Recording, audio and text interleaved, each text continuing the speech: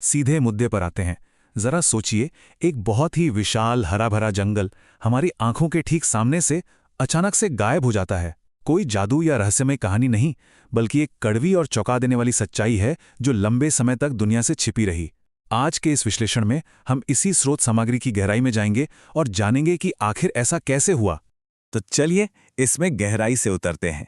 एक इतना बड़ा जंगल आखिर कैसे गायब हो सकता है, और वो भी तब जब संबंधित अधिकारियों को इसकी जरा सी भी भनक तक न लगे। जिस स्तर पर यहाँ पेड़ों की कटाई हुई है वो कोई रातों रात होने वाला काम तो है नहीं। तो फिर ये पूरी घटना उन लोगों की नजरों से कैसे बच गई जिन पर इसकी रक्षा करने की जिम्मेदारी थी। पहला भाग, महानदी टाइगर रिजर्व में जंगल का भारी नुकसान। स्रोत की शुरुआत ही एक काफी तीखे व्यंग्य से होती है कि अगर गर्मी से बचना है तो पेड़ों को काटो। और ये व्यंग्य हमें सीधा ले जाता है छत्तीसगढ़ के महानदी टाइगर रिजर्व में। अब यहाँ जो नंबर सबसे ज्यादा चौंकाने वाला है वो है 106। ये कोई मामूली अंक नहीं है। ये 106 हेक्टेयर जमीन है जिसे पूरी तरह से साफ कर दिया गया है।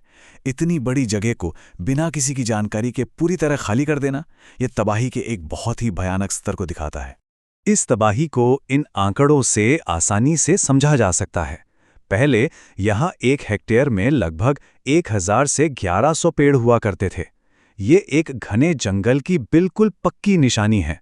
लेकिन अब उसी 1 हेक्टेयर में सिर्फ 20 से 25 पेड़ ही बचे हैं। ये इतनी भारी गिरावट है कि साफ पता चलता है कि पूरा का पूरा इकोसिस्टम ही नष्ट हो गया है। आगे बढ़ते हैं दूसरे भाग की तरफ, उदासीनता का एक दशक। आखिर ये सब कब और कैसे हुआ?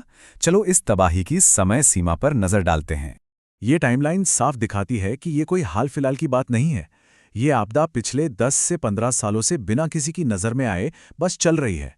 15 साल पहले कटाई शुरू हुई, 10 साल पहले बिना किसी रोक टोक के जारी रही, और अब जाकर इसका पर्दाफाश हुआ है।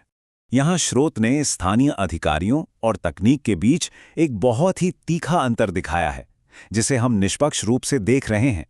एक तरफ वन विभाग और वन मंत्रालय हैं, जिनके बारे में स्रोत का साफ कहना है कि वे सो रहे हैं, और दूसरी तरफ है आसमान से नजर रखने वाली उन्नत तकनीक, इसरो के सैटेलाइट्स, जिन्होंने इस कटाई को खोज निकाला। जमीनी स्तर पर निगरानी का दावा करने वाले तंत्र और आसमान से वास्तविक सच दिखाने वाली तकनीक के बीच का ये विरोधाभास काफी गहरा है। तीसरा भाग, इसरो की अहम सैटेलाइट खोज। सच्चाई को दुनिया के सामने लाने का श्रेय किसी वन रक्षक को नहीं, बल्कि सीधे तौर पर अंतरिक्ष प्रौद्योगिकी को जाता है। तो सबसे जरूरी बात यह है कि कैसे इसरो के इमेजरी सैटेलाइट्स ने इस पूरे 106 हेक्टेयर के नुकसान को उजागर किया। जहां जमीन पर मौजूद सारी निगरानी व्यवस्थाएं कथित तौर पर नाकाम रहीं, वहां अंतरिक्ष से ली गई इन उच्च रेजोल्यूशन तस्वीरों ने इस भयानक वास्तविकता की पोल खोलकर रख दी। ये तकनीकी ताकत का सच में एक बहुत बड़ा सबूत है। चौथा भाग, बजट और मीडिया की चुप्पी। यहां से स्रोत का लहजा थोड़ा बदलता है और प्रशासनिक प्राथमिकताओं की ओर जाता है। स्रोत की कुंठा यहां साफ तौर पर महसूस की जा सकती है। वो व्यंग्यात्मक तरीके से कहते हैं कि सारा पैसा लाडली बहन लोलूबाई जैसी कल्याणकारी योजनाओं में खत्म हो जाता है, जबकि इस संकट को खोजने वाली वैज्ञानिक एजेंसी यानी इसरो को बहुत ही मामूली बजट मिलता है।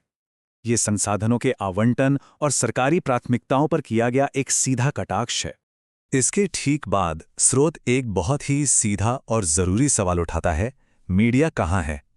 इतनी बड़ी पर्यावरणीय विफलता, 106 हेक्टेयर जंगल का यूं ही गायब हो जाना, ऐसी खबर मीडिया की सुर्खियों से कैसे नदारद रह सकती है? ये जन जागरूकता के उन तंत्रों पर एक बड़ा सवाल खड़ा करता है जिन्हें ऐसी बातें समाज तक पहुंचानी चाहिए थीं। अब आते हैं 5वें भाग पर, झालमुड़ी की भावना। चलिए देखते हैं कि कैसे ये चर्चा अचानक एक बिल्कुल ही अलग, अप्रत्याशित और हास्यपूर्ण दिशा में मुड़ जाती है।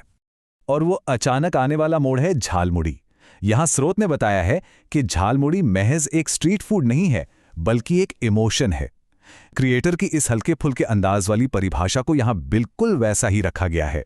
ये कमेंट्री के उस स्वर को बहुत अच्छे से पकड़ता है जहां एक पल में वनों की कटाई जैसी गंभीर बात हो रही होती है और दूसरे ही पल एक स्थानीय स्नैक से जुड़ी भावनाओं का जिक्र आ जाता है।